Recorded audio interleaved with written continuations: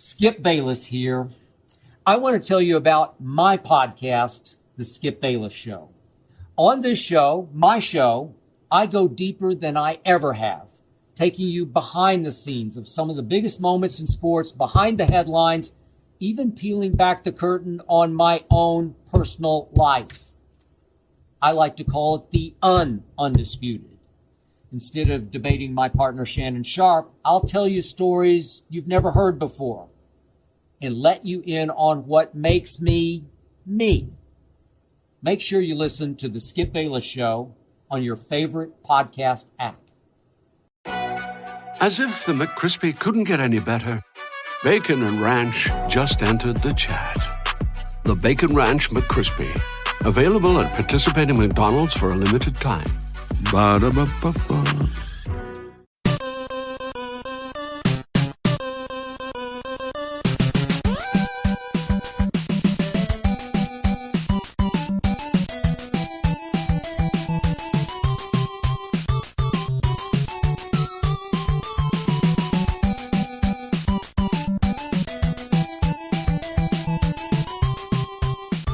Welcome to the family here on Purple Mafia. I am your host, Paladino Joey, or Joey Awajan. Purple Mafia is available on thesportstuff.com, iTunes, Stitcher, and Double Twist. Nice to be back on board once again today to talk about the NFL Draft. Going to review it. Still haven't even started cleanups yet because the ground was too wet after the snowfall finally melted and all that with all the warm weather. And it's dry enough now, but it's raining out a little bit, so still delayed. So I'm able to do this show a little bit earlier than normal in the past. And after this show, I will be taking a hiatus for a while, probably because of, I'm going to be moving soon and all that. So I'll talk about that more at the end. But you get the idea. Just explaining why I'm able to jump on board right away here for the draft review, which is good. Get it done and then have to disappear for a little bit. So what a draft it was, eh? What a draft. How do I feel about the 2018 Minnesota Vikings draft class? I don't know yet. Well, I kind of know, but you get the idea. We'll get to that in a second. Crazy draft, offensive line, all that. Your list, wow, you got all these guards, these interior linemen, and they dropped like flies one after another. After a few quarterbacks and running backs were taken early on, a couple surprise picks by the Cleveland Browns. Might as well be the Cleveland Barons, the folded hockey team, but you get the idea. The folded NHL team that joined the North Stars years ago and eventually moved to San Jose. Yeah. Kind of weird, but became the Sharks, kind of. It was like a metamorphosis. They metamorphosed into the North Stars and then metamorphosed out of the North Stars into the San Jose Sharks because they took half the team and started the Sharks, and it's kind of weird. But why am I talking about that? I don't know, because this draft was weird, so I might as well get weird myself. Baker Mayfield, number 1 overall. Saquon Barkley joins Mr. Pat Shurmur. Sam Darnold, I don't really want to go over the whole draft or anything, but might as well just say the highlights a little bit. Sam Darnold is pretty much going to end Teddy Bridgewater's chances of being able to play, I think, unfortunately for the New York Jets, though his knee may do that, unfortunately, as well.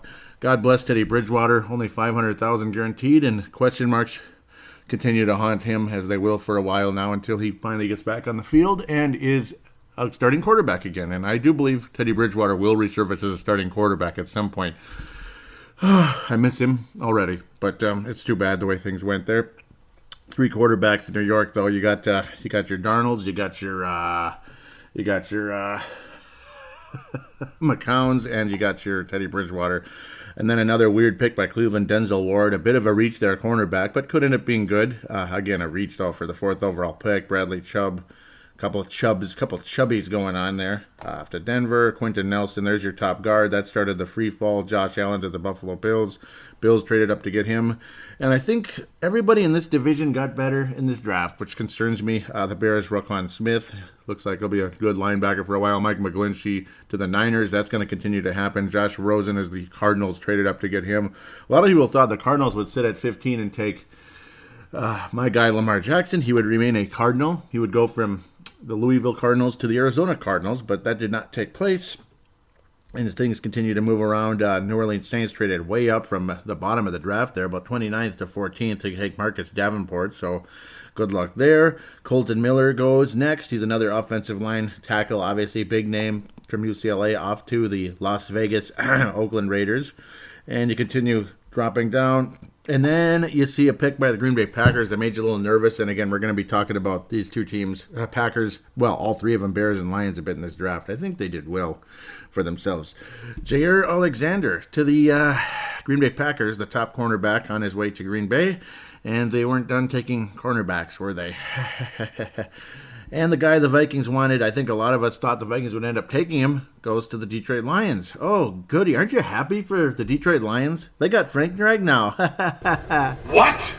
I mean, that's freaking awful. That's great. Yeah, that's just great. I'm so excited that Frank Ragnow went to the Detroit Lions. That makes me feel so much better, as what's his name wasn't already hard enough to get down at times. Oh, what's his name? I don't even want to go there anymore. Yeah, Lions quarterback, yeah. Well, Billy Price to the Cincinnati Bengals as they continue to disappear. And then, okay, watch the Patriots take Lamar Jackson, their quarterback of the future. No, Isaiah Wynn. Oh, uh-oh.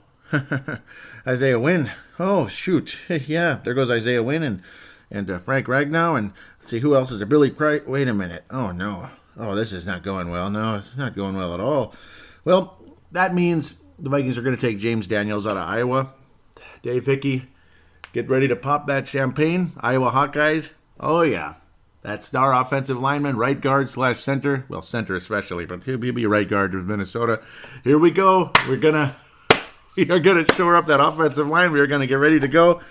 But there was one other guy a lot of people were talking about, and I talked about on the last episode about one part of the Vikings. Obviously, sure, there's needs all over the place.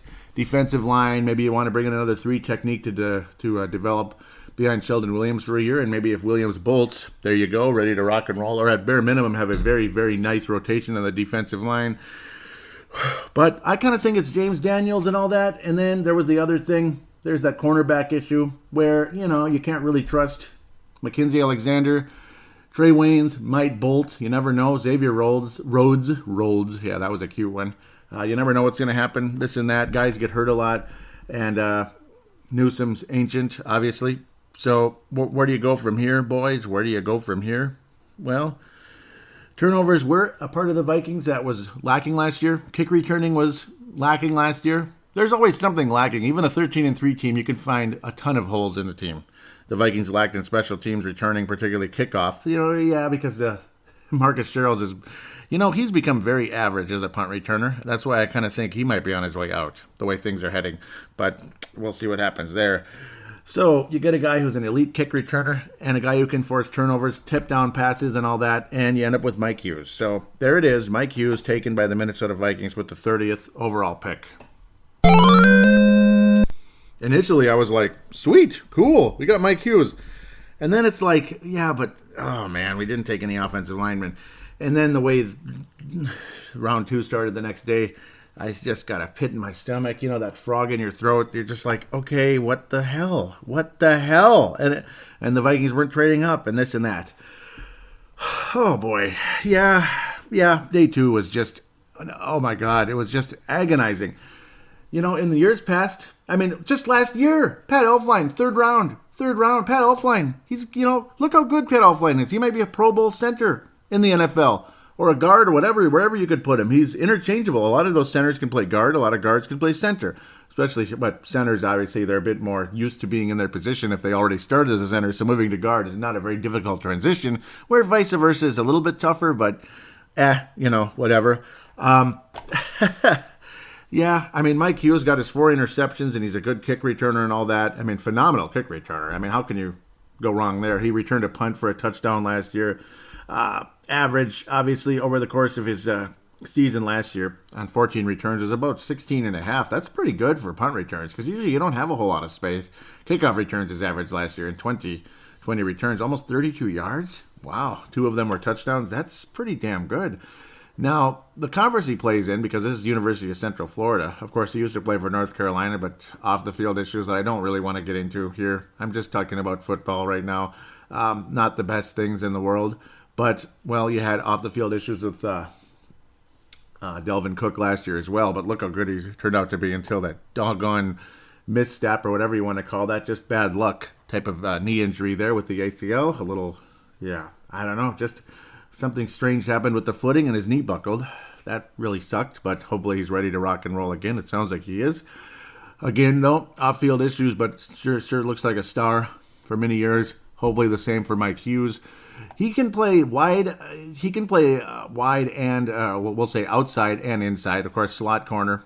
Odds are he'll start off as a slot corner, but he can also play wide as well. So he can be a replacement for, say, you have no faith in Mackenzie Alexander taking that position, or if Trey Waynes bolts, Mackenzie Alexander is the slot corner, and then you got yourself your wide corner with Mike Hughes. Despite the fact he's about, well, you're getting multiple things here. multiple numbers here. Some say 5'10", some say 5'11". So I guess we'll say 5'10 and a half, I guess, for Mike Hughes. Not a tall guy, but you do have the big anchor in Xavier Rhodes, so you can't get too mad. Is Trey Waynes going to bolt? Does he feel unhappy? Does he want more money, this and that, when the contract comes? Obviously, he's going to want more money, but we'll see what happens. I mean, Trey Waynes isn't a sure thing anyway. The Mike Hughes draft pick is good, but then it's day 2 that really sets anybody who's a Viking fan who is just dying to get offensive line help and depth and all that. It sends you into a rage, and that's what day 2 did for me. It put me into a bleeping rage, and I started ranting on the Facebook page. We'll talk about that in segment number 2, as this will be a 2-segment show: draft review and fan interaction. Most off-season shows are just 2 segments. But, at the end of the day, I calmed down a bit, this and that. Mike Hughes and the next pick, we'll get to him in a bit, are obviously, this draft is looking more as a future type of draft rather than a win-now draft. And a lot of the local broadcasters, Judd Zolgad, Matthew Collar, and others, are like, this is a win-now situation. Courtney Cronin, all those types. It's a win-now situation. NFL is not for long. You got to hurry up and win now, this and that. And these players are not win-now players. Mike Hughes could be, at bare minimum, with the special teams. And the Vikings addressed special teams in this draft. We'll talk about the 5th-round pick later, as things got pretty interesting in day 3. I thought day 3 was pretty good. Day 1, it's debatable, but again, you shore up something. We did something right here. It's not like we took the weirdest thing, like we took a quarterback who's probably just going to be a backup, like a Christian Ponder or something. Then you get a big fat F. Oh, he could be our backup quarterback in a couple years if he, learns how to throw the ball and stuff, right? Yeah, like a Christian Ponder type of quarterback. That would be like mentally ill kind of a draft pick, but that's how the Vikings would score an F here. I think taking a linebacker in the 1st round would be a little bit questionable too. It'd be like, okay, I guess you're going to give up an Anthony Barr because you did sign Mr. Kendricks. We'll talk about that in a little bit too, segment number 2, as I continue to bounce all over. But an intriguing pick. You feel very safe, very comfortable at the cornerback position now. And again, you have a kick returner. And I wanted a kick returner badly going into this draft, and apparently the Vikings did too. My guy, Nyheim Hines, ended up going to the Colts later on, which, put me into tears a little bit. But I really wanted Nyheim Hines on this team. I really wanted a running back like a Jerick McKinnon type who could actually be a good kick returner. To me, that was Nyheim Hines, and it just didn't happen. Maybe the Iowa running back will come in here. I don't know. Because I don't think he was drafted. I was looking and I didn't see him, so I don't think he was drafted, obviously. But we'll get back to that in a bit. The Mike Hughes pick is okay, and I feel good about it. I feel better about it than I did. It's day 2 to set me into a bleeping rage, but there's hope that the number 2 pick will be good long term, obviously, but a bit too rail thin. So again, 4 interceptions for Mr. Mike Hughes during the 13 games he played for UCF, University of Central Florida. Central Florida. Yeah, well, that was Culpepper. Yeah. Florida State is where we got Mr. Ponder from. Let's try not to talk about that guy. So, 2nd round. Let's talk about the 2nd round, eh? You got all these names. Austin Corbett from Nevada. There's a chance he might slip to 62. Oh, but wait, the Cleveland Browns took him number 1 overall in the 2nd round. Liar. You liar, you liar! Wow. Yeah, well, this is going to go well. That was obvious for me, that things were not going to go well. And they didn't at all. Will Hernandez, okay, he's more of an inside zone type of a lineman, where you're focused more on the inside, blocking and such for the running plays. We want more of a outside zone blocking scheme. So, okay, fine. He's going to the Giants. They got that good running back, Saquon Barkley. Eventually they took a quarterback, much later, but they eventually took somebody to hopefully be a starter someday behind 37-year-old Eli Manning. But okay, the New York Giants needed a little bit of offensive line help, so understood. Cleveland getting Nick Chubb. What a nice draft for the Cleveland Browns, particularly day number 2. Wow. Corbett and Chubb. Wow. And, of course, you have your starting quarterback and all that. Wow, Cleveland. You have a chance to be pretty good. Let's win a bleeping game this year. That would be nice. Okay, are the Vikings going to trade up? Okay, Braden Smith now, he's gone. Darius Leonard is gone. 2 offensive linemen going to the Colts in back-to-back picks. Darius Leonard and Braden Smith. Okay, Vikings are going to trade up, right? Let's get James Daniels. Oh, wait, the Bears took him. Great. That's just great. The Bears just took him. I feel so good right now. Well, Connor Williams is still available. He's one of the best, right? Come on, Vikings, you're going to trade up and get him? No, Cowboys took him and nothing else happened. Paul Allen's guy went to Chicago. Oh, goody, Anthony Miller, a pretty nice wide receiver that I talked about on the last show. And Green Bay wasn't done taking cornerbacks either. 13th overall in the second round. Yeah, 13th pick in the second round. Josh Jackson, cornerback. So you got Alexander and Josh Jackson going to Green Bay. Oh, boy. Oh, well, remember when, it's like Green Bay scores a lot of points. Of course, Aaron Rodgers is dangerous, but their defense, they'll hit a couple home runs, but they'll give up 1 billion yards. You might be able to outscore them, hopefully, if you can force Aaron Rodgers into an interception or something, or you just magically outscore them because their defense is just so awful. Yeah, well, I think their defense got a little better. A little bit, at least in the secondary. That's going to be fun. And then, again, Anthony Miller, that's a nice number one receiver for the Chicago Bears. Just maybe. And James Daniels, that's a A-plus second round for the Chicago Bears. James Daniels and Anthony Miller. Oh, boy. I feel great. I'm just booming with excitement. Okay, the Vikings finally took an offensive lineman, Brian O'Neill. Now, that was a guy that Matthew Coller, locally, ESPN, AM 1500 ESPN anyway, locally talked about how he liked him with his athleticism, his skill, but he's not even 300 pounds. He's 6'7". Now, of course, he's the classic tight end and basketball player. Hello, Tony Gonzalez. He was a tight end turned offensive lineman, which is interesting. The guy's athleticism is noticeable. Like, you sit and watch his combine, and it's like, holy Toledo, that guy can really move. But again, hopefully, he's got a few months here at least to put on some muscle. Obviously, he's got a lot of muscle, and his bench press numbers were pretty good. He got in the 30s, so that's good. The strength is there, but he needs to add a little bit of bulk, a little bit of weight, this and that. The athleticism is awesome, particularly when you have a quick running back, this and that. I think he could fit very nicely with the outzone scheme, so that's good. The outzone blocking schemes and such, because of that quickness, I think that would help a lot. Particularly, I mean, he is a downfield blocker at the end of the day, and that will help, definitely. He was a right tackle in college. He can play right tackle. He might have to start at guard because of his lesser weight, but we'll see what happens. He's definitely got the talent and the ability to be an extremely good player, but when? Right away? I don't think so, but he might have to get in there right away, and he might struggle a little bit. He might get manhandled a little bit by some... I don't know if I want him going against a defensive tackle, man. I don't know. I don't know. He might get absolutely manhandled, but then again, a really good... it would be a left end, so he wouldn't be going against the right end, at least, which is the more dangerous defensive end. Still, though, he might get absolutely manhandled at the tackle position, might be giving up sacks all day. That's what the fear is early on, because his technique just might not be at the level you need. Of course, I mean, and again, when you're a rookie, you're usually not going to be that great right out of the gate, unless you're a really big, powerful guard that can handle it right out of the gate, which I think Daniels can do, and maybe the guy in the 6th round will be helpful. We'll get to him later. Brian O'Neill's skill is definitely there. The quickness will be very valuable, particularly for run plays, but I think, down the field run plays or screen passes, this and that, slants and such, it'll be valuable in those categories. But early on, we'll just have to wait and see. He has time to put on some weight during the course of the next couple months and such. Pittsburgh actually wanted him down at that level. That's what he said. So his coach in Pittsburgh actually wanted his weight down at that level. But 6'7", very long arms, very quick. He's got a future in the NFL as a starter that could end up being extremely good. But again, will it happen right away? Probably not. But exciting nonetheless, I suppose, but frustrating when you look at all the other guards and tackles that were taken earlier and how many. Brian O'Neill was ranked 13th among tackles, not among offensive linemen, but tackles.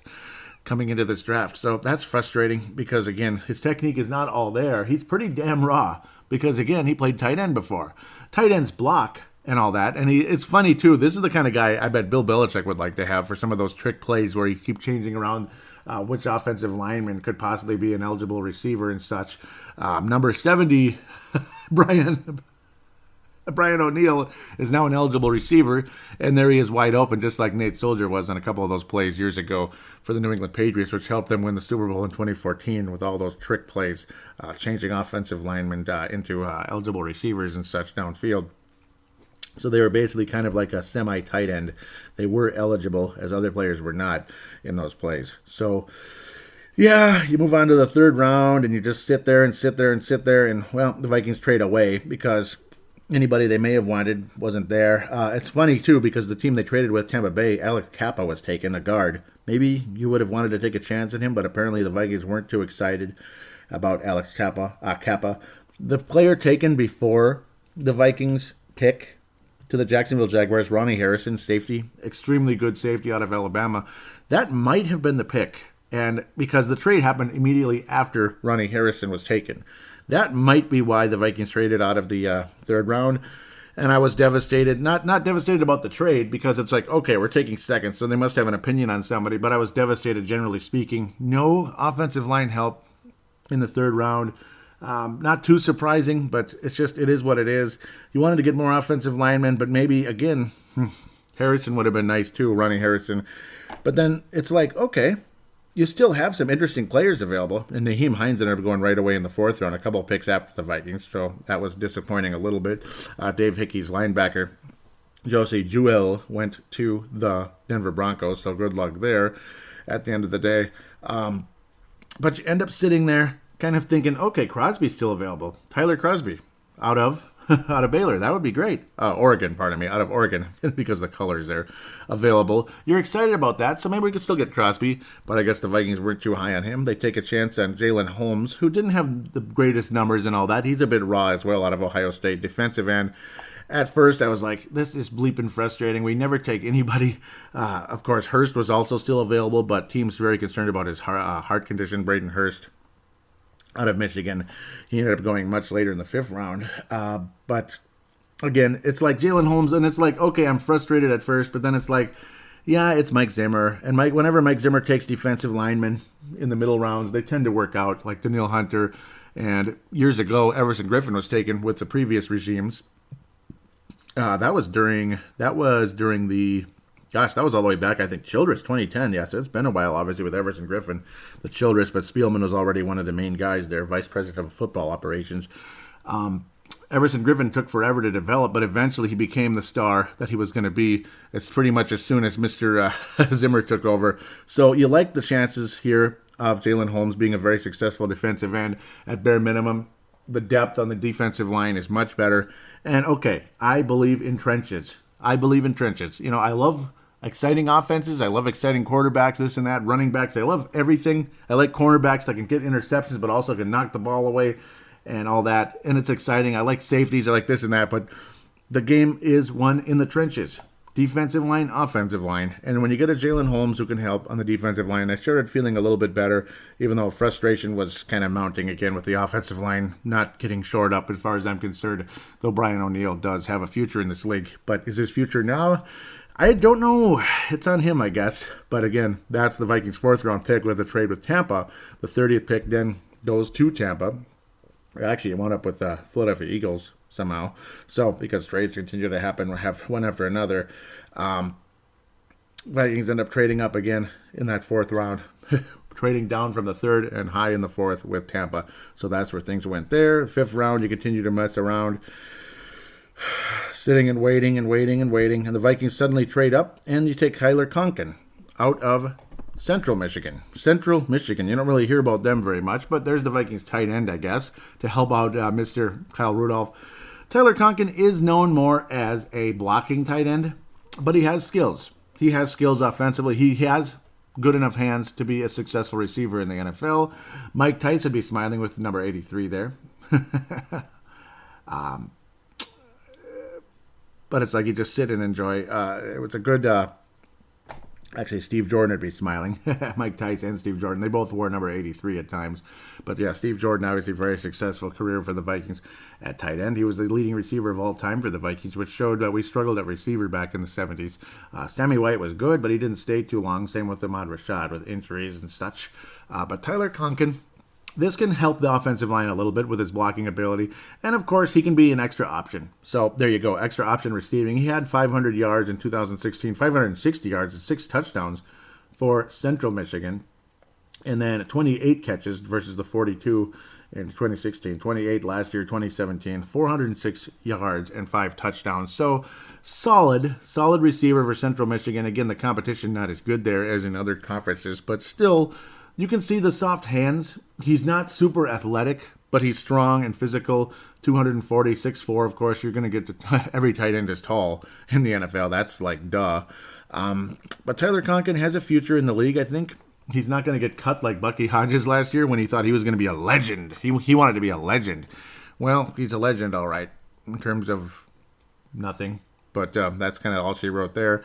Tyler Conkin, again, known more as a blocking tight end, so that will help with the offensive line a bit. But at the same time, again, he can catch. He can bring that ability. And, of course, he joins David Morgan as well for that tight end core. You got 3 solid tight ends now, at the very least. Morgan does have the ability to catch as well. He's more of a blocking tight end, but he can catch. The ability was seen last year when Kyle Rudolph wasn't as available with the ankle injuries and such. In fact, he wasn't available at all in some games.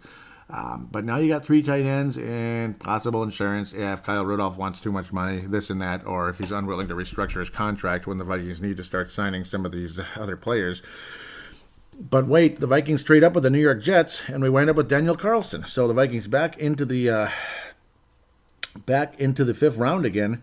We make another trade. We wind up with Daniel Carlson. Pretty exciting there out of Auburn. Number 1 rated kicker in the draft. So this is the good part again. Real quick, though, before I say anything else, which is kind of funny, a local reporter called up Kai Forbath and basically was like, how did you feel about the selection of Daniel Carlson by the Minnesota Vikings? And he was promptly hung up on. So, yeah, I can't imagine, Kai Forbath is feeling good right now, and I do feel bad for him at the end of the day. But one pretty telling statistic for Daniel Carlson versus Kai Forbath here. Daniel Carlson missed no extra points in college. He came out of Auburn, of course. 0 extra points missed for Daniel Carlson. About 200 attempts there total. 57 to 57 in 2014, 40 to 40 in 2015, 44 to 44 in 2016, and 54 54 last year for Auburn. He's 4 of 7 from 50 plus last year. And his junior year was the better year at the end of the day. 4 of 7 there, but 7 of 7 from 40 and 49.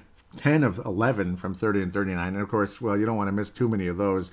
Mr. Carlson's numbers not as good last year as they were the year before in his junior year.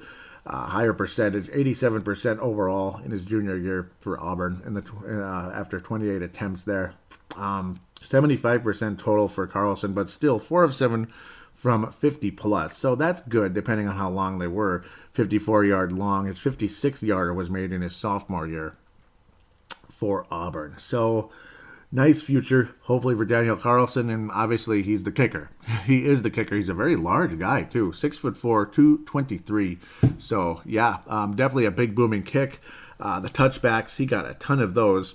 In fact, about 2/3 of his kickoffs were touchbacks throughout his college career, so that's extremely exciting as well. So you're going to get a nice, long, powerful kick. He even attempted 41 punts in 2014, an average of about 42, which is solid, a 62-yard long during the course of his time punting in his freshman year for Auburn. So he did both duties. Interesting. 75% in his freshman year with the field goals. He must not have been the main kicker at the beginning, but he became the main kicker as time went on, and he made all 57 of his extra point attempts in his freshman year. So interesting stuff. Crazy to think he did both kicking duties, though, in his freshman year. But Daniel Carlson, again, nice, big, booming leg, capable of being a punter, which is nice. So a little Mitch Berger strength there, of course, with the touchbacks, as Berger was a kickoff specialist along with the punting duties for the Vikings for many years. A lot of people called him the Snicker Kicker because he would always enjoy a nice bite of a Snicker bar after his punts, and then Snickers was unwilling to sponsor him, so that was the end of that, unfortunately. I don't know what the deal was with that, but, well, that's how it goes. Daniel Carlson could be our new Snicker Kicker, I guess, even though he probably won't bite out of the Snicker bar too much. Unless maybe he does. That's his business, but he won't make it as public, I suppose, as Mr. Mitch Berger did back in the day. Cool guy, by the way. That guy's entertaining. He was kind of a clown when he was here, but years later, he got more and more cool, I would have to say, after his football career was over. Interesting pick, of course. Exciting in terms of, well, special teams are in good hands at this time, hopefully. Last time the Vikings took a kicker in the draft, his name was Blair Walsh, and his rookie year was phenomenal. He was making everything from everywhere, strength, power, and accuracy. And then the next year he wasn't as good, and the next year he was worse, and the next year he was even worse, and then it got to a point, get him the hell out of here, we're going to lose every game he ever plays because he's going to miss everything. He started off missing extra points, which is weird. Like, why is he missing extra points all the time?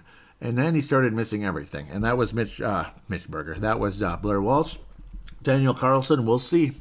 We'll see. But hopefully this one works out, and he's our long-term kicker. He's our next Ryan Longwell. And he'll be here for many years, as Ryan Longwell was with the Packers before he even came to Minnesota. Hopefully he can be our Packers version of Ryan Longwell. He was good here, but he was even better with Green Bay, I thought. I was very excited about the signing of Ryan Longwell at the time. Even though, again, it's a kicker. It's not like, oh my God, we got a kicker. Oh, franchise is set. But what do you need to do in big playoff games, Super Bowls, this and that, big regular season games that you need to win, in order to stay on top of your division or, well, overtake the division leader? Big field goals on the road. Maybe on a 52-yard attempt, you're trailing by 2 points, or it's an overtime game or whatever the hell, or it's like a walk-off possibility here with 3 seconds remaining, 52 yards into the wind, God forbid, and then you got this nice big booming kick, and it's going through. Kai Forbath, you have very, very little confidence in that situation. A 52-yarder outside in November, the gales of November. Daniel Carlson, hopefully he can be that guy for the Minnesota Vikings long term. And right now, he's going to have to be.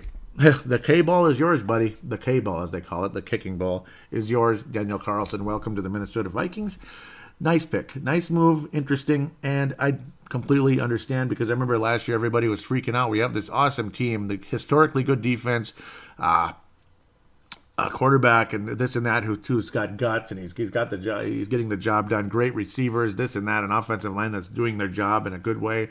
But the damn kicker can't make from 39 yards indoors. Come on, man.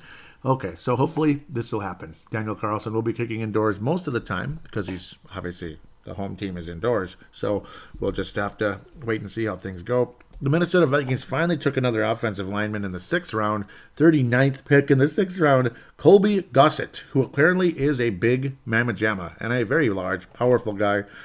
Pretty tall for a guard, too. 6'5", 311, and he is a classic old-school throwback guard who plays like Paul Bunyan. So that's good. He's got the physical strength and the capabilities, and there you go. He's not necessarily worried about, he's athletic enough to be in the NFL, but again, he's more of the classic old school, just get the job done, grind it out, beating potatoes, interior lineman, and I'm happy to have him, and I hope he makes it. I hope he's with the Vikings for many years as a starter.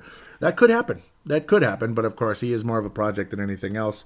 The bottom line from Lance Zierlein is Gossett had trouble sustaining blocks against talented competition, so there you go, from Georgia, and is unlikely to be ready to face off against NFL competitors. Gossett's NFL-ready frame will appeal. Yeah, see, he's NFL-ready. That's the thing.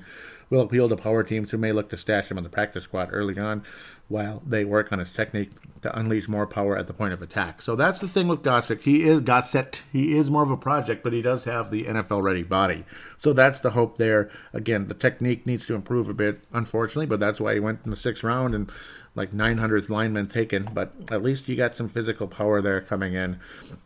In the final pick in the 6th round, we got, this is an interesting name, Ade Aruna out of Tulane. Appalachian State, by the way, is where Colby Gossett came from. I love Appalachian State, the Appalachian Mountains and the Smoky Mountains out of Tennessee there.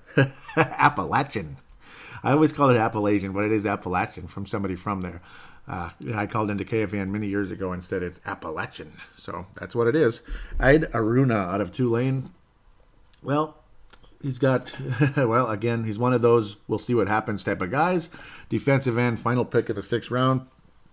Who knows? He'll be a depth guy at best at the beginning. Probably get minimal snaps starting out. Hopefully he makes the team, this and that for his hope. And of course, I'm sure he'll start off at special teams a bit too, defensive line on the special teams. That's how you got to get started in the later rounds, and that's always how it is. He had 3 sacks in the 12 games he played for Tulane in his senior season. Tackles for loss, this and that. 3 tackles for loss last season, total yards of 24. And of course, those are more than likely all the sacks. So he didn't have any tackles for loss on the running backs. He broke up a couple passes, a few quarterback hurries, this and that. No fumbles forced during his time in Tulane in his senior year anyway. So again, a project, and hopefully things will continue to develop for him. He is out of Nigeria, out of Akure, Nigeria. So that explains the interesting name there. Ed Aruna. So good luck to Ed Aruna, the Minnesota Vikings. Hopefully it'll work out nicely for him. The final pick in the draft for the Minnesota Vikings went 7th in the 7th round. Devontae Downs, linebacker out of California Golden Bears. He only played 7 games in his senior season. So injuries, again, that's what kind of hurt him a bit, unfortunately. Much better in his junior year because he wasn't hurt. He played 12 full games. He had 40 solo tackles, 84 total tackles as a linebacker for the Golden Bears back in his junior year. Last year, only 7 games, but 65 total tackles. So a pretty good senior year in limited action, this and that, because of he missed 5 games. Not bad, 65 total tackles for him. So we'll see what happens again. We all know, he's the only linebacker taken by Minnesota. And where do late round linebackers go? To the practice squad, or not to the practice squad necessarily. That might be where he'll go, but special teams early on, particularly in the in the preseason, it'll be special teams, and of course, again, later stages of the preseason games. Devontae Downs, I think he's got a chance. Obviously, he could have went higher if not for the injuries, as this always happens in the draft where guys slip way down. Sometimes they make it, and sometimes they don't. Again, it's special teams and possibly practice squad for Devontae Downs. Might be the same case for some of the other picks as well, like Ed Aruna. We'll see what happens there. I don't want to take the risk of putting Colby Gossett on the practice squad, but depending on the depth of the team and who the Minnesota Vikings sign, as there's talk that the Vikings are still looking at other linemen in free agency to help out, shore up things a bit, build some depth on the offensive line. Again, as the Vikings did lose Jeremiah Searles in the offseason, and of course TJ Clemmings long gone as well. So not that we miss that guy very much. God bless him though. I hope he comes around and gets his career back in order. 4th round pick for Minnesota a couple of years ago. Colby Gossett, though, again, hopefully he can develop some of that technique, and we'll see what happens there. So that's the Minnesota Vikings draft. Immediate help, Daniel Carlson and Mike Hughes on the special teams. So special teams will be better. Yes, depth from Mr. Holmes, hopefully, from Jalen Holmes out of Ohio State. Depth defensive lineman. Again, he'll probably see special teams action as well, I'm sure, more than likely, to get things going for his career, as that's how it goes. In fact, some of the starters play on special teams at defensive line, but we'll see what happens. He's going to have to earn it, of course, just like everybody else. It's going to be interesting. I think it could be a pretty good pick for Minnesota, even though I'm frustrated the way things went with all the offensive linemen falling like flies. Oh, frustrating. So frustrating. But such is the draft. So many other years, a guy like James Daniels just might have been there where you could trade up in the 3rd round and nail him with like the 2nd or 3rd pick in the 3rd round. James Daniels, I wish you were a Minnesota Viking. Maybe you just sit there in the 2nd round. You don't even have to wait for the 3rd. 62nd, James Daniels, welcome to Minnesota. But, Ryan O'Neal might be a better player long term. So, okay, we'll just have to wait and see how that goes. And hopefully he is. But, boy, coming to the draft, he wasn't ranked that high. So, we'll see. It's all about raw talent now for Brian O'Neill. So with that said, let's wrap up this segment. It's all a wait-and-see type of situation. I can't get too mad yet. Hopefully the Minnesota Vikings did take the right players here. No draft is perfect, obviously, but I could ramble on and on and on and on about the offensive line. We'll just have to wait and see how things go. All's well that ends well, I suppose. Now we'll get to you guys in the fan interaction segment right after this.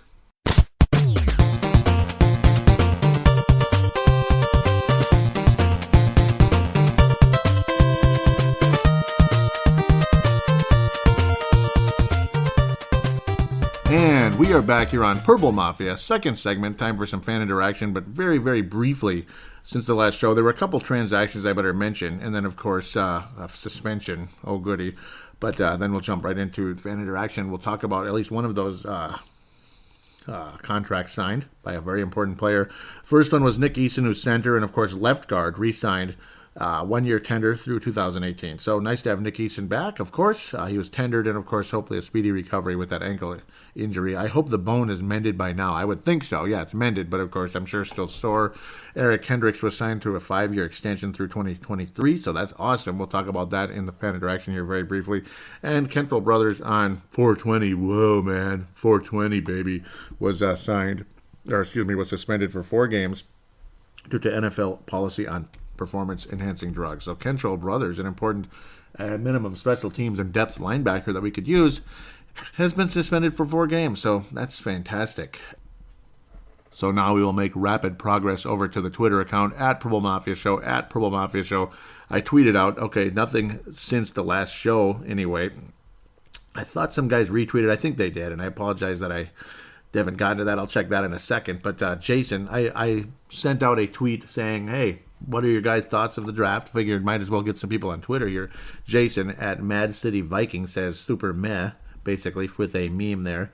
It's Superman with a look in his face like, okay, so super meh. That's his feeling on the draft, and I don't blame him there. Stephen A. Smith, of course, local guy here, says, didn't feel good at first, but I'm starting to come around. Was hoping for a starting type of tight end that could have replaced Rudolph in 2019. That would have saved up some big-time money, and maybe, hopefully, that'll be the guy, Tyler Conklin, long-term. I'm not sure exactly, though, if that's the case. Stephen A. Smith, he is, I thought he was from locally. I'm not sure exactly. Maybe not, but we'll get back to that in a little bit. And SB at Vikings888 says, I would like a redo. And I was thinking, similar thoughts there. Stephen A. Smith, I thought, well, I guess that's it. I thought there was more responses in there, so apologize for that. It must have been the likes and all that. That's what it was. That's what got me confused a teeny tiny bit. I know Vince Germano retweeted the show at some point and some others out there. I think Tanae Brown. Yep, I want to thank you guys. There they are. Tanae Brown, Vince Germano, and James Beck, thank you very much for retweeting the draft preview show. Of course, this is the draft review show, as goofy as I can get here, so apologize for that. Having to move around and navigate through Twitter can be a headache sometimes, but, well, welcome to reality there, right? Facebook.com/Purple Mafia Show, Facebook.com/Purple Mafia Show. But first, before we go there, I will give a shout out to MN Vikings Haven. MN Vikings Haven. Got to give them a shout out as they are kind enough to allow me to post links to Purple Mafia on their page. Thanks again, MN Vikings and Trevor Wickerin, the creator of that page, for allowing me to post on there. Of course, Vikings news, in-game threads and draft threads and this and that. And also a shout out to the Purple People Press Box also. Purple Press Box, pardon me, from Sebastian Barton, also has a Facebook page. They're going to give that a shout-out. I encourage you to join that, as many of you have during the course of time. So thanks again for that. Lots of news has kind of come and gone since the last show, as a couple of intriguing thoughts and, of course, the signings and such. The most recent show, again, that was on April 10th. That isn't even that long ago, and I didn't think it was. It's about 20 days. That's a little while, so about 3 weeks ago. But it is what it is. It's the off-season. Mark Carlson has a picture of his iPhone there showing that, he's got the podcast running there. Thank you so much, Mark Carlson, out of Iowa. Says, doesn't matter where I am, Joey keeps me up to date. Skull from the Dominican Republic. How cool is that? Thank you for taking the time to listen to that show, even on your vacation. That is awesome. Thank you, Mark. That is really cool. Gerald Swing out of Nebraska says, great show and insight into the draft. I always get excited to see which younger guys they're going to bring in. My pipe dream is Quentin Nelson from Notre Dame. That would have been awesome. Pretty sure he'll be the first offensive line off the board, but maybe Spielman can pull off some miracle trade, so who knows. I like Dave Hickey's guy out of Iowa. That was Daniels, of course, James Daniels, and I think that combine injury to Billy Price was a fluke. And apparently Cincinnati did as well, by the way, as I'm jumping in. He went 23rd, didn't he? Oh, and Frank bleeping right now. He would have been the pick. And frickin' Detroit, 20th overall? Are you kidding? That sucks so hard for us. Think he could be a sleeper pick. That's Billy Price in terms of the injury, but unfortunately, teams just, some years guys like that slip, and other years they don't. And this year they didn't, and boy, are we lucky for that. Not. has great size and range, and love the fact he came out of the Ohio State program. That seems to translate into solid NFL players, just like our pick last year in Pat Elflein. And yep, well, we took Jalen Holmes out of the Ohio State. He says, not a huge fan of bringing in Will Hernandez. Thinks he's going to be slow to translate to the NFL. I think he would get worked pretty hard going against our D-line in camp. Who knows, but will be fun to watch. And yep, Will Hernandez to the New York Giants, and yes, he's an in-zone blocker more than anything else. And, well, he's going to help the New York Giants in that category. So it's going to be interesting, as John DeFilippo is going to look more for that out-zone blocking scheme. Interesting thoughts looking at that and studying it and learning more about it during the course of time as well to see which type of linebackers or offensive linemen fit our schemes and such. And, well, I think O'Neal is more of an out-zone blocker. So that's good. That's why the Vikings were able to take him there where they did. I shared the Epic Minneapolis Miracle sideline cam video up for a Webby Award. That was a really cool video. As, of course, there's no announcer or anything. You're literally on the field. I've actually stood in that area in the Metrodome, that exact spot, if I'm thinking right. Yes, that exact area in the Metrodome before. I've been on field once years ago when the Tennessee Titans were in town, and Dennis Green was still the coach. Mike Tice was the offensive line coach. And he nodded at my uncle. Some of you out there that are listening may know him, Willie Willard, the Purple Colonel. Back then, he had a on-field pass. He knew Red McCombs a little bit there. He got to meet Red McCombs. Willie Willard, he gets around, boy, and he knows a lot of people. He's got a nice Vikings classic old school motorhome where he put a lot of Vikings graphics on there, painted it up, designed it really nice, really cool. Even has 84 Moss on it, because that was back when Moss was here and all that. The first go-around, of course, second go-around much shorter, unfortunately. Willie Willard, he's been a Vikings fan since, Fran Tarkington, Bud Grant, all that, the glory years of the Super Bowl. So I would be so happy for him when this team wins the Super Bowl. It's guys like Willie Willard that have stuck with this team and seen everything. They saw everything, Super Bowls. They saw Super Bowls getting lost, and a team, that should have won the first one that we went to, and then you get a team in 2000, my ass, what am I talking about, 1976, of course, January 77, marching down the field against the Oakland Raiders, fumbling at the bleeping goal line. Yeah, kind of similar to how the Vikings marched down the field and scored a touchdown against the Eagles, and then immediately after that, the game changed so dramatically, and it was just heartbreaking for us. And that was kind of what it was like. The game seesawed in the very wrong direction very quickly. So to see all that type of stuff, a Super Bowl championship, for those of you that saw the Super Bowl, I've seen tons of NFC championship games. I've seen playoff games. I've seen heartbreak. I've seen teams that were so much better than they finished. And then, like the 94 Vikings, I thought that team was a possible Super Bowl team. Terry Allen's back. You got the number one defense in football. You have a great defensive couple of defensive tackles on the inside, and John Randall, Henry Thomas. And then, you have the good linebackers, Jack Del Rio. You got great secondary and all that. Todd Scott, guys like that. And you finish 10-6, 10-6, and get throttled by Steve, who the hell is that, Walsh, and the Chicago Bears in the first round. It's stuff like that. That's when I first started feeling the pain and the disappointment. Of course, 92, you could even say, way back in the day, 92. I mean, 11-5 team, and you get marched off the field by the Washington Redskins. Okay, they're the defending champions, but they were 9-7. They weren't that good. This was our home turf, and they marched down the field on us the whole game, and it was absolute straight up horse shit. It was. So, and again, I'm not bashing the team. I'm just saying you've been through all this. So again, winning a Super Bowl will mean oh so much. And boy, just looking at that image triggered all those memories. That's what kind of person I am. I'm a little weird, aren't I? I mean, little things can trigger everything because, I don't know, photographic memory, whatever the hell it is, but it just gets it all going.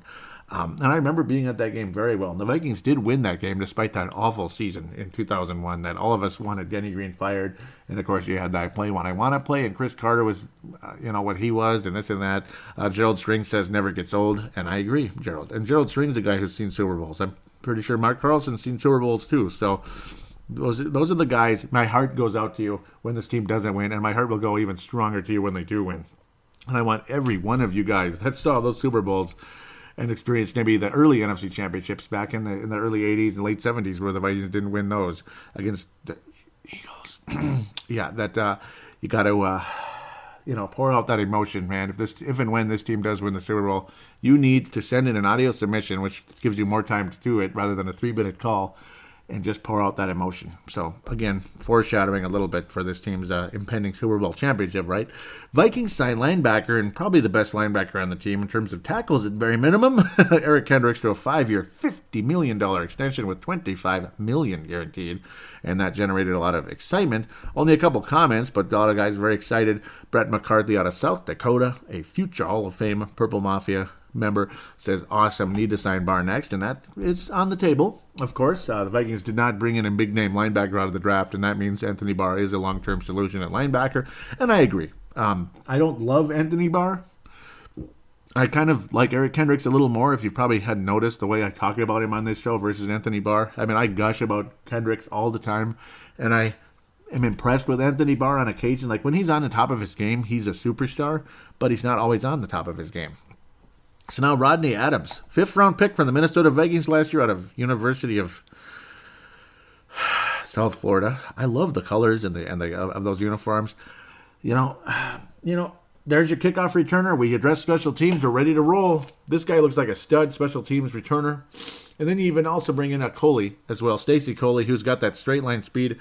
Well, he's still on the team, barely, hanging by a thread. But what do you expect from a 7th-round pick? But on occasion, those guys make it and they end up being valuable. Rodney Adams, though, wound up with the Colts last year. The Vikings let him go. The Colts picked him up. The Vikings tried to send him to the practice squad, and they just were not impressed with him at all. The Colts picked him up. And now Rodney Adams, after one season of watching other guys play, retires from football. I guess he's like, screw this, I can't play. And that's about it. So he's moving on to other endeavors, whatever those may be. God bless you, Rodney Adams, 5th-round pick from 2017. Already retiring. Not due to injury, but I guess he either thought, like, this isn't going to happen and I don't want to deal with it anymore. Other interesting offers out there, I guess. I don't know, but it is what it is. Vikings draft thread. Feel free to go ahead and comment. So now this will be a little bit on the busy side. I'm probably not going to read the whole thing, but here and there. Oh, I hate how it starts at the bottom. Yep, there it goes. Sebastian. It was literally right then. What start. That was, of course, Baker Mayfield being taken instead of like Rosen or something. Rosen or Sam Darnold, which probably would have been a good pick for Cleveland. Mayfield, definitely a shocking pick. And I don't know, it's Cleveland, so they took a couple of, they reached a bit on both of those picks, which, again, that's Cleveland for you. I mean, I don't know, hopefully. But Mayfield's, well, I don't think he's another Ponder. So, but then again, then it's not saying much, is it? Mark Carlson says, Mark has finally tuned in tonight, round 1, pick 7, and thinking about our division rivals, who they will take as well as the first selection of our purple team.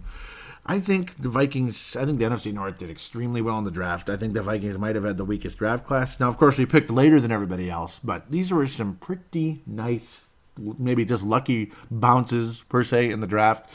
But lucky bounce or not, Green Bay got way better in their secondary. Chicago shored up the offensive line, and they got a nice wide receiver. Oh, boy. Yeah, I'm sick. And, of course, Detroit had multiple offensive linemen as well. I was going to pull that up, and I'm going to here really quick. So hopefully I don't prolong things too much here. I'm going to get to Eric Mustard first as I let this kind of develop. Well, Eric Mustard says, with as many quarterbacks that have gone in the first round so far, I would not be surprised if the reporters were right and the Vikings trade out of the pick for a couple of linemen in the second round and later rounds. Yeah, maybe we should have traded down and picked up Daniels and somebody else, like right there, like Connor Williams, somebody like that, really, get a couple of multiple second rounders, but I don't know, or just higher in the second round. But it just didn't go that way. So I'm frustrated a little bit. Detroit, they took, Frank Ragnow, Karen Johnson, and there's Tyrell Crosby, the other guy I kind of wanted. He slipped to the 5th round, 16th overall. So 2 solid picks there, especially Frank Ragnow. He's going to really shore things up. Let's look at the Bears right away. Raquan Smith, like I mentioned, James Daniels, Anthony Miller, an amazing second round for the Bears. And, of course, the Green Bay Slackers were not slacking around, at least in the first 2 rounds. J.R. Alexander and Josh Jackson. That can pretty much make your draft. I mean, that's unbelievable. Unbelievable. 2 elite cornerbacks taken. Of course, we got one of the top 3 in there. Is he second? Is he third? Whatever it is, Mike Hughes. But J.R. Alexander and Josh Jackson. A lot of people were talking about J.R. Alexander possibly being that guy at 30. if he slipped that far and no other cornerbacks are taken. But, well, it is what it is. Green Bay, a lot of people thought Josh Jackson was probably better than Mike Hughes. And, well, maybe he doesn't have the versatility with the special teams that Mike Hughes has. But, well, yeah. Well, maybe that's where you could have taken Naheem Hines later instead of some of the, I don't even know. But that's how it goes sometimes. I was pissed off that a lot of offensive linemen were gone, and Lamar Jackson never got taken. Sebastian says, reminds you of Teddy Bridgewater at all? Quarterback out of Louisville, semi-mobile, and dropping like a stack of rocks in the draft. And that's exactly what happened. And Mr. Lamar Jackson did the exact same thing. He went to the 32nd pick, fell all the way down to the last pick in the draft, and a purple team traded up for him. That passed on him a pick earlier, or so a couple picks earlier, and that purple team took him. That was the Minnesota Vikings. At the time, that took Teddy Bridgewater. Now another purple team, the Baltimore Ravens, who also have some gold in their uniform, but not as much as us, took Lamar Jackson. So funny, a purple team traded up to take a Louisville Cardinal who at times could have been looked on as a number 1 overall pick in the draft. Roger Inboden was very disappointed to see Isaiah Wynn gone, and me too. Very disappointed. He went to the Patriots. Good pick there. Sebastian was not super high on Penny. That was the running back. And it was a big surprise. And that's a good take by Sebastian. Pardon me for not clicking like there. The talk is with Seattle, again, no offensive line, so why are you taking a running back there? So maybe they should have taken James Daniels. And they didn't. Penny's got some talent, but again, yeah, it was a bit of a reach. So I hear you there. So who knows what's going to happen with Seattle? I heard a lot of good things about Penny, but maybe just the way maybe that wasn't the best pick there for Seattle, and I hope it wasn't per se because I don't want Seattle to succeed. Dave Hickey wanted the Vikings to get Josh Jackson, and Sebastian did as well. The Vikings end up taking the other cornerback, Mike Hughes, instead of Josh Jackson. So all right, Eric Mustard says, Lord help me if we don't pick up an O-lineman in the second round, though. We need to protect our quarterback investment. We did get a guy, but we'll see what happens. Justin Mayer-Henry and Eric Mustard is out of South Dakota. Dave Hickey out of Iowa, which I mentioned. Sebastian Pardon in the Twin Cities now, locally. Josh Mayer-Henry out of Colorado. Justin Mayer-Henry first says, love how the guy we pick, they just talked about his criminal history, LOL. Dave Hickey says, what the bleep? No, he's a problem child too. Josh Mayer-Henry says, trust in Zim. He must see something in him that he couldn't pass up. And that's the hope. That is the hope right there. Yep, Sebastian thought it was amazing too. How I was saying literally how hilarious that is, how Jackson wound up exactly where Teddy Bridgewater did a few years ago, where both of them were possible number 1 overall picks at one point, ended up going to 32 and picked up by a purple team. Crazy. Gerald String, as there was only 2 purple teams in the NFL. Gerald String says, didn't see that coming. That being Mike Hughes, of course. Should have known the Zim Reaper would have went D. To Dave Hickey's point, I am just guessing there are some character expectations communicated before they pulled the trigger on the deal. I hope so. Mark Carlson says, well, what next? Dave Hickey says, I'm just surprised. They talk highly about his football skills. They say he's right there with Denzel Ward, wow, which went 4th overall, and he has return skills too. But they always talk about Spielman wanting high-character guys, but it worked out well with Delvin Cook last year. That's the hope. And I have the utmost respect for Zimmer. Yes, me too, my friend. Gerald String says, geez, I hope O-line. I was saying how it's an exciting pick, but I'm equally annoyed that once again we have not focused on the offensive line. Hopefully one of those guys drops where we are 62 in the second round. And, well, one guy did, but, yeah, he was the 13th rated tackle in the draft at the time because he's so raw, but hopefully he'll be a lot higher rated in a couple of years when you compare the others. And about 2-3 years from now, Josh Mayer-Henry says, I think the big O-line guys they wanted were gone. Yeah, and they felt the guys they want can get in the other rounds. Sometimes you have to take the best available regardless of need. I like that they are not reaching for guys they have drafted rather than the last few years. Yes, yeah. I'm upset that Daniels wasn't taken, but I guess they didn't see him as good as Mike Hughes at the end of the day for the Minnesota Vikings' future long-term. Still wish the Vikings traded up to get him, but I don't know. Maybe you just can't. They probably tried to trade at times and couldn't get a deal because teams get demanding and such when they know you're after something, and they're like, oh, what are you going to do about it? What are you going to do? You want to give us three picks? You want to give us your second rounder this year and next year for him? Stuff like that. So that's part of the game there. Unfortunately, Dave Hickey says, I'm an Iowa homer too, so with 2 supposed first-round guys sitting there, that's upsetting. I know. I wanted Daniels. I wanted Daniels too at that pick. I actually, Brent Jacobson actually texted me right before the pick, and he said, "Who do you think the Vikings are going to take?" And I said Daniels. I said the Vikings are going to take Daniels because he's still there and he's actually pretty good, and I liked what I saw out of him. But they did so, and I also liked what I saw out of Mike Hughes. And the versatility and such. So there it is. Here we go. The Vikings have exercised the 5th-year option of Trey Waynes. So that literally just broke. Literally. Just now. It flashed before my eyes. Literally. Like, wow. It's 11:07 right now a.m. They exercised the 5th-year option on Trey Waynes. He had 2 interceptions and 72 tackles in 2017. So, okay. And that's what we figured would happen. But there's your news. Just passing it on, right? Okay. That was cool. Let's continue. Gerald String says, okay, this is off the wall and probably not relevant, but Vikings used to be about the worst team in the NFL for player arrests. Yep. I looked at that since Zimmer has been coach, and there has been 1, which is among the lowest, and they cut the guy immediately. Just saying, think there is a higher expectation when you get drafted and come to our team. Yep. So that's the hope here. Josh Mayer Henry jumps in and says, Zim has made the team 100 times better than before he got here. That's for sure. That 3-13. Oh, no. Oh, don't you just... Okay. I think I just continued where I left off. Yep, that was lucky. Oh, that was really lucky. Gerald String says, here's the stat, LOL. The player's name was Isam Fassin. Yep, I kind of remember that a little bit, or something like that. I think he got cut like the next day. So, interesting stuff there. Interesting graphic put up there by Mr. Gerald String. Sebastian Barton also has something posted here. It is from Adam Patrick. Some notes on the Vikings cornerback Mike Hughes. Not beaten for a pass longer than 21 yards in 2017. Wow. Did not allow a touchdown in 2017. Allowed an NFL passer rating of 35.5. Surrendered only 273 yards in coverage. 31.9. Yep, I remember reading that just a minute ago. Like an hour ago now. Kick return. And 16.6 per punt. That's extremely good for punting because there's not much space in the punt returns. I mean, Jamarcus Cyril, I cannot get this right. Mr. Cyril's there. Cheryl's has a tough time out there. So, yeah, it's been a... I just tried to call him Jamarcus Sherrills. It's Marcus Sherrills. And it's like, I know that, but all these names and, okay. Marcus Sherrills, of course, it was like Faircast Sherrills, basically. So that's insane numbers and awesome. Love what I see there with the punt returning, kick returning. That's pretty damn awesome. A little more space, and the guy's got incredible ability. But those defensive numbers were awesome. And Mike Zimmer, I think, stuff like that makes you feel a hell of a lot better. It really does.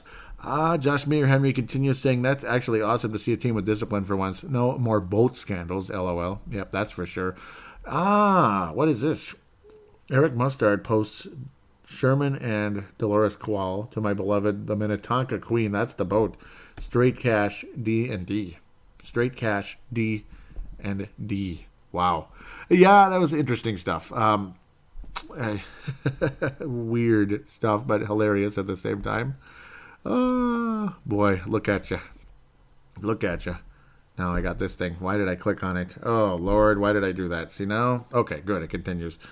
Vikings pre-Zimmer back to 2000. And, of course, yep, the arrests were pretty horrible. Pretty damn horrible. Big changes by Zimmer, and that is awesome. Rick Spielman explains the selection of cornerback Mike Hughes from Leland Albertson, also out of Iowa. He says, a lot of us Iowa Viking fans were disappointed to see them pass on the Hawks, but this guy seems like an all-around player pick. And, yes, good thoughts, Leland, there. Very true. Love Leland out of Iowa. Kurt, look at you. Kurt's messaging. Does that mean we want Trey Waynes for one more year? Well, yeah. Yep, he just sent me an instant message here on Facebook. Well, yeah. Apparently it does, right? I just wrote yes. That's about it. I mean, it's that simple. Apparently, we want him back. I'm not against it. I was saying all the linemen I would have wanted are getting scooped up. Pisses me off every freaking year.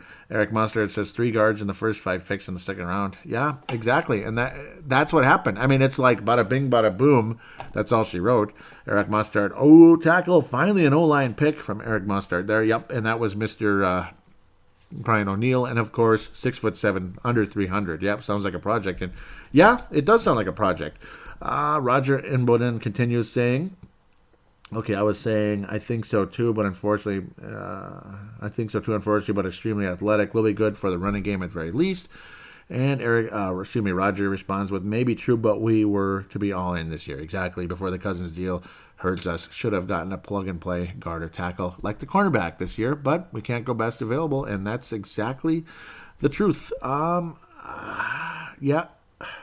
I responded a few things there, and Eric Mustard didn't respond. I hope I didn't scare him away or annoy him or anything. I don't think I did. Things are wrapping up here. He said, Dave Hickey says he looks like a quality pick. He's athletic and big in a position of need. And of course, the long arms. Leland responds to Dave Hickey, saying agreed, an all-purpose lineman. I can see him floating that line if he has the skills because he has the size. Yes, and I think he'll be all over the place. Brian O'Neill's got the quickness. There's no doubt about it. I was mentioning about after the Tampa trade, the Vikings have Tyrell Crosby and 3 technique Maurice Hurst still available.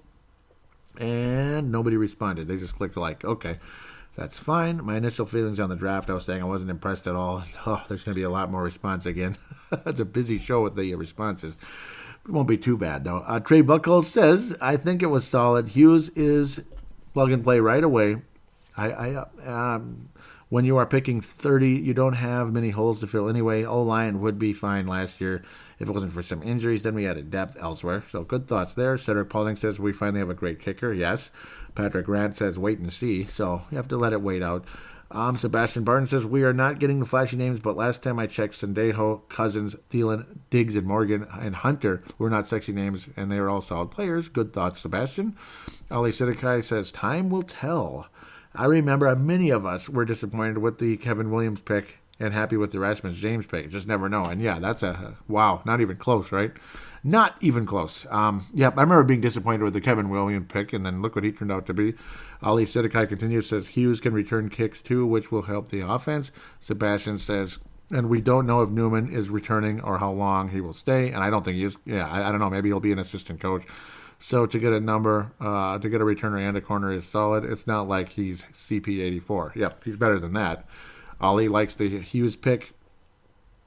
Can never have too many corners, and a kick returner is a very underrated need for the team. Exactly. They had no kick returner last year. Marcus Sherrills was not that good last year. In fact, I'm ready to see. I don't know. I wouldn't cry if he left. He plays the same position as Mike Hughes, by the way. So think about it. He's not a very good cornerback. He's just here for punt returns, and that's it. So, yeah, I don't know. That might be a wasted roster spot. Ali continues saying, don't know if he'll be as good a returner as Percy and CP, but I think he'll be good. He might end up being better. Sebastian says, especially with Jet gone. Jet wasn't great, but he was good. Ali says he's okay, but definitely gambled too much taking the debt. This just goes and goes, doesn't it? Oh, my Lord. Ali says he doubts Newman comes back as a coach, possibly. It's a kind of conversation back and forth. Jeff Froyland responded to that. Plus, Waynes will be asking around $10 million a year in the next contract. Whether they can afford it or not, I don't know, but this can help with the leverage and make it play harder. Mark Carlson says, I don't like flashy names or flashy salaries, especially those players with the present attitude like CP84. Yeah, preset attitude. I hated him. I was saying I wasn't asking for flashy, but we almost got zero line help here, is what I was saying. Sebastian says, true. O'Neill could be good, according to Ali Sidikai, and the starting guard will bring more depth. So, yeah, the Appalachian State guard will bring more depth. Yep, he's a depth guy. Brad McCarthy says 1 free agent lineman and 2 drafted. I hope it's enough for depth. Hopefully. And, yep, we're almost at the end here. Gerald String says, I'm thinking they took Hughes over Hernandez because they just felt he was the better overall athlete instead of reaching for a need. After Hernandez, I think the talent dropped off pretty fast. If we can get Reef, Elfline, Remmers, and Easton to come in 100% healthy, they can figure it out from there. Maybe they can work on the kid from Pitt they drafted. I do like that our defense seems like it just keeps getting better and better, adding more depth. And yes, they did. They added more depth, again, with the Jalen Holmes pick, and, of course, Hughes. So, and even maybe Devontae Downs. We'll see what happens there. At the end of the day, I'm that Aruna guy out of Tulane. Leland wraps it up saying, be great in my opinion. If the linemen pan out, we should be good. Draft is like a box of chocolates. You never know what you're going to get. Yep. We all know what that came from originally. You never know what you're going to get.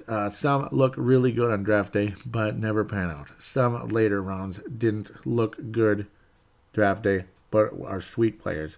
Like Gerald String said, assessment bump. So let's give out the stars and wrap things up here. I want to thank you guys very much for your inclusion on this show. Awesome. The gold star for this episode, boy, it's always hard. I'm going to give it to Ali Sidikai. Silver star is going to go to Leland, and the bronze star could go to a few people here. Oh man, it's always so hard. Dave Hickey and Gerald String will share the bronze star. Awesome thoughts, guys. Awesome indeed. Sebastian also should get a silver-plated bronze star indeed. Great comments back and forth. Love the interaction and the commentary. Thanks, guys. And a lot of you deserve stars all the time. But this is the guys I'm going to give it to for this show. Thanks again, Leland. Great contribution. And those out there as well. Gerald String, always thank you guys so much for your inclusion. As now I'm going to take a hiatus from Purple Mafia, as of course the schedule is going to get busy, and of course I'm going to be moving, so podcasting is going to have to take the back burner for a little while. State of the Timberwolves and State of the Wild will be the next shows for that, and it'll be basically like a kind of a catch-up type of show with other maybe free agent moves. Luckily, I got the Trey Waynes move in here now, so that's good. I got the Trey Waynes move included into this show, so at least you're updated on that, but maybe I'll have people comment. I don't know. But with that, again, the next show will be a catch-up type of show, like I do every June, July-ish, and then as we head into training camp and all that, it's all just around the corner. But I will 99% chance be moving back to Golden Valley, Minnesota, which I'm very happy about. So that's good. I'll be closer to where the lawn service is, closer to everything there, and close to major freeways, which will be helpful as well, rather than kind of plunk in the middle of God knows, kind of, in a sense. It's obviously a suburb, but it's not close to any freeways where I'm at right now, which is irritating. And when you get to the freeway, it's a long drive and just gets too long. So it's going to be nice and close, get things started quickly and early in the morning when I need to do lawn service. And of course, for my wife, it's about halfway closer to the airport. Brooklyn Park and the airport? No, not even close. Golden Valley is about halfway there from here. So that helps. It helps in a big way. So you're kind of in the middle, basically, rather than like way, way north. So obviously the airport is considerably south. So, and I'm not moving considerably south. So you get the idea there. Compromise is necessary, just like in everything, just like in everyday life. So that's kind of the reasoning why I'm moving, obviously. And yeah, I don't know. I just, I miss Golden Valley a little bit, even though it's not an interesting city. Brooklyn Park's got some stuff to offer too here, and which I appreciate. So I will miss it. I'll miss the stargazing and all that, because I think the stargazing is better out here because it's a little further away from Minneapolis. You can see you can really see the stars out here, which is pretty cool, even though it's not like it's Zimmerman, Minnesota, where you could really see the stars, including the little dark area where there's nothing going on in between Elk River and Zimmerman. It's about a 10-mile stretch where it would be like stargazing heaven on the right night because there's no lights at all. So with that, I will wrap things up. I want to wish all of you a happy spring here now that it's finally here. Hope you're able to get whatever you need done. And if any of you are moving, well, I'm joining you in that miserable thing. I hate moving, but it is what it is. What are you going to do, right? Hopefully I won't have to do that for a while after I get back to Golden Valley. Looking forward to that possibility or likelihood here very soon. Take care, everybody. We'll be back in a month or two, probably a month or so. Month and a half, something like that. It's going to be a little while. But because I don't anticipate any major news coming up, like this guy got fired or whatever, or the Vikings traded like 5 players for this guy. So who knows? Who knows what'll happen though? Until next time, enjoy the spring and enjoy the sun and all that good stuff, and we'll talk to you soon.